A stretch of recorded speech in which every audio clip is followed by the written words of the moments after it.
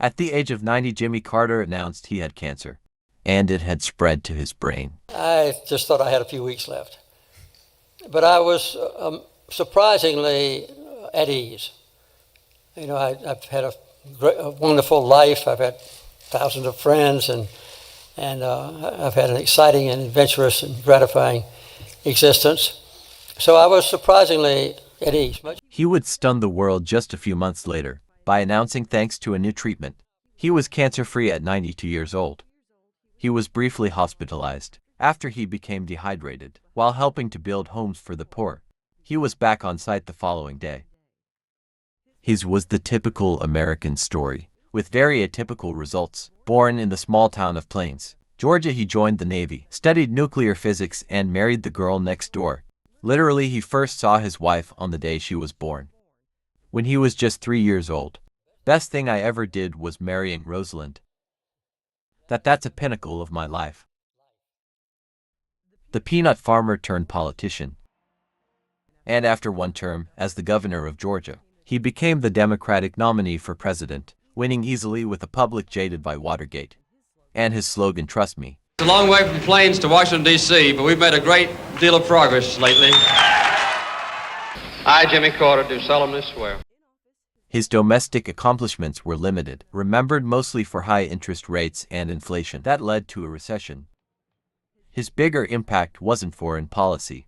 He brokered peace between Israel and Egypt with the 1978 Camp David Accords, normalized relations with China, and he negotiated the SALT II nuclear treaty with the Soviet Union. But he would later boycott the Olympics in protest of that country's invasion of Afghanistan. His legacy is most closely tied with this November 1979. The U.S. Embassy in Tehran was stormed. More than 60 Americans were taken hostage. He ordered what turned out to be a botched rescue attempt. In large part because of that, Carter lost his bid for re-election to Ronald Reagan. But Carter successfully negotiated the release of the hostages. Still Aaron decided to hold them until just minutes after Reagan was inaugurated. Would later reflect on. I wish I had sent one more helicopter to get the hostages, and we would have rescued them, and I would have been reelected. But that may have interfered with the foundation of the Carter Center. And if I had to choose between 4 more years and the Carter Center, I think I would choose the Carter Center.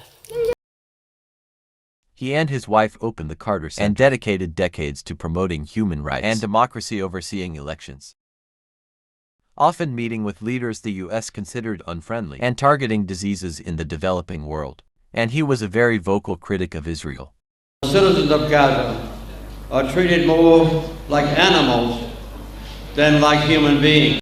He was a man who reached the height of the presidency, won the Nobel Peace Prize, helped millions by tackling disease and dictators, and promoted peace even when it was controversial back home. His 29th and final book was titled A Full Life for Jimmy Carter. It most certainly was.